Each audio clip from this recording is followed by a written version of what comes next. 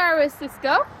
So remember, most important part of my walk is making sure my leash and hand placement is correct. I mean, he's bumping all into me, but I want to make sure my leash has the ability to be loose. Nice little curl here. I want to make sure my hand is down by my side, slightly behind me.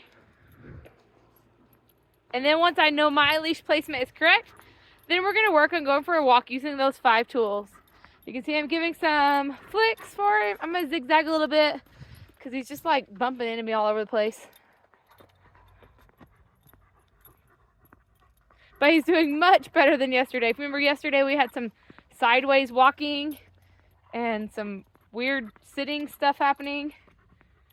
He's really getting the hang of it. He's learning that he loves it, right?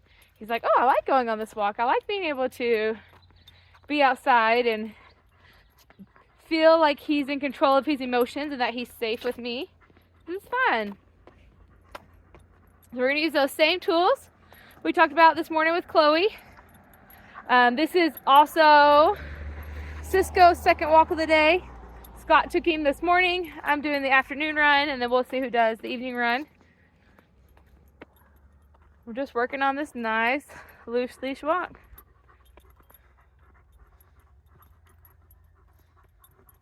I've done a few flicks. This time I'm going to do a roll back. There you go, and then walk forward. Remember, I want to keep changing up those tools as needed. I use the tools in different scenarios, but if I'm just walking in a straight line, I also switch up the tools so I'm not just flicking all the time, or I'm not just doing a patient sit all the time.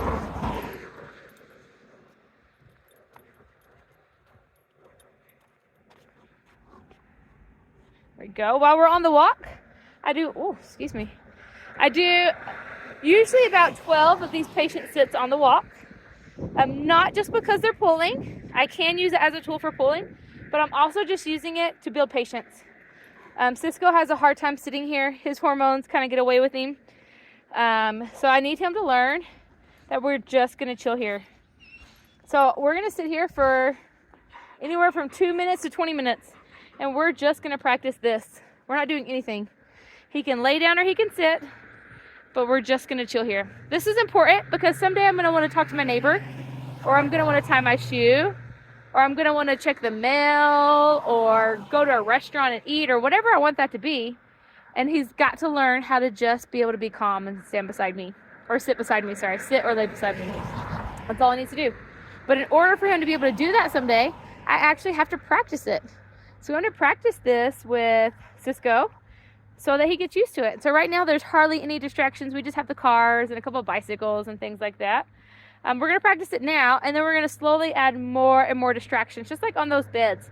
How we start with little to no distractions, and then we add more and more distractions with the knocking and the jumping off the table and all those things. You can see as soon as he picked his head up, as soon as he picked his bum up, I just stood up. Right now he's rubbing on me, so I'm just pushing him off me. I don't want him rubbing on me while we're standing here. We're just patiently standing here. He doesn't need to rub his head on me.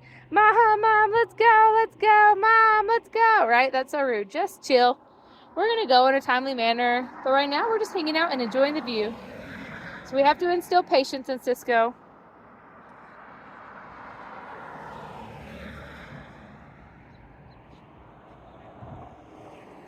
All right, so we're just going to sit here and practice this. We'll finish up our walk. We'll do this patient sit. We do this patient sit with all the dogs. We use the same 5 tools with all the dogs. We do the same free play, training, walk, bed, reflect with all the dogs. So we're just going to